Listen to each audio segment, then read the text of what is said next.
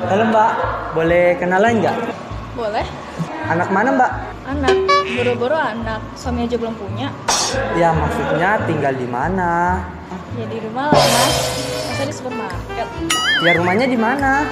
Ditinggal, Mas. Bisa dibawa-bawa. Berat kali. Ya Allah. Ya udah kalau gitu, aku minta nomor HP-nya aja gimana? Nomor HP. Janganlah. Lah, kok jangan? Kenapa? Ya